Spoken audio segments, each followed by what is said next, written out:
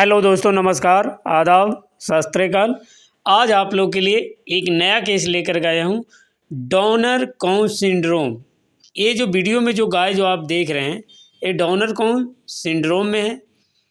और ये Donner कॉउन syndrome जो एक मेटाबॉलिक डिसऑर्डर बीमारी है, जिसमें कैल्शियम, फास्फोरस, मैग्नीशियम, पोटेशियम का ज़्यादा या कम होना के कारण पशु खड़ा होने में असमर्थ हो जाता है।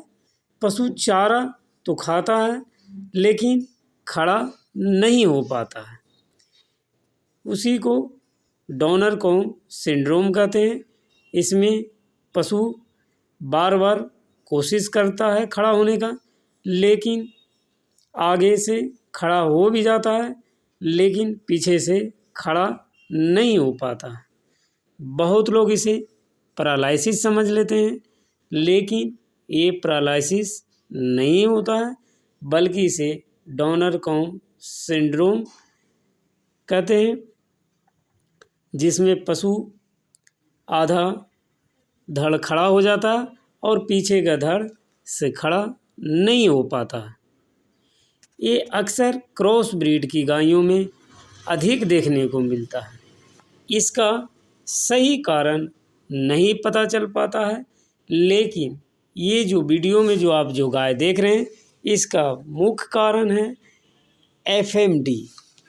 एफएमडी इस गाय को हो गया था, जिसके कारण पशु धीरे धीरे कमज़ोर हो गया और हायर मिल्कर में जब एफएमडी पकड़ता है तो पशु को अंदर से काफ़ी कमज़ोर कर देता है, क्योंकि एफएमडी एक वायरल बीमारी है जिसका सेकेंडरी इन्फेक्शन का इलाज है, क्योंकि वायरस का इलाज नहीं हो पाता।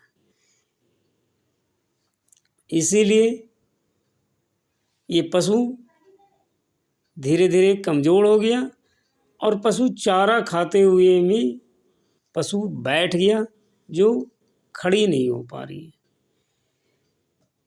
इस पशु को इलाज किया जा रहा है और ये यहाँ से ठीक हो जाता है, लेकिन डॉनर कॉउन सिंड्रोम में जब पशु चला जाता है तो उसका इलाज 7 से 8 दिन का हो जाता है। लेकिन जब आप डॉनर कॉउन सिंड्रोम का इलाज करते हैं तो सबसे पहले उसका पोजीशन ज़रूर देखें कि वो उसका बैठने का किस तरीके से है।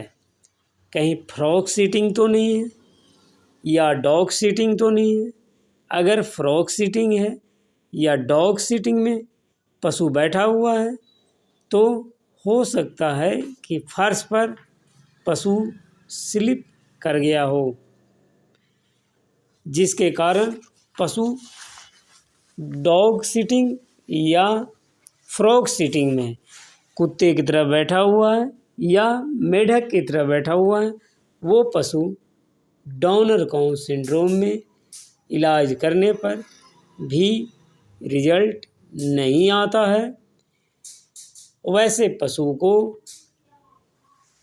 इलाज करें तो उससे पहले पशुपालक को ज़रूर बताएं कि यहाँ से ये ठीक हो पाएगा या नहीं, क्योंकि फ्रॉग सीटिंग और डॉग सीटिंग, अगर पशु मेढक की तरह बैठा हुआ है और कुत्ते की तरह बैठा हुआ है तो वो पशु खड़ा नहीं हो पाता है। और अगर पशु नॉर्मल की तरह बैठी हुई है तब वही सब पशु डॉनर कॉउन में सिंड्रोम में इलाज करने के बाद पशु ठीक हो जाता है। और तीसरा चीज़ आप ये ध्यान ज़रूर दें कि पशु को सेप्टिक पकड़े हुए तो नहीं है।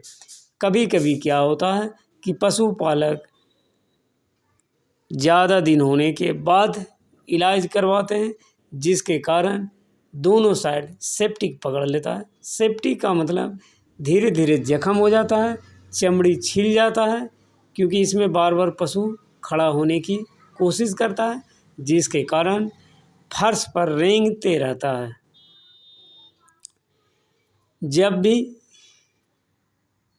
आप डॉनर कॉन सिंड्रोम का इलाज करते हैं तो उसमें डायग्नोसिस आपका बहुत बड़ा योगदान है, क्योंकि अगर आप डायग्नोसिस सही नहीं करते हैं तो आप डॉनर कॉन सिंड्रोम का इलाज नहीं कर पाएंगे, क्योंकि वो डॉनर कॉन सिंड्रोम का इलाज 1 से 2 दिन का नहीं है, वो 7 दिन, 8 दिन, कभी कभी 10 से 12 दिन भी लग जाते हैं।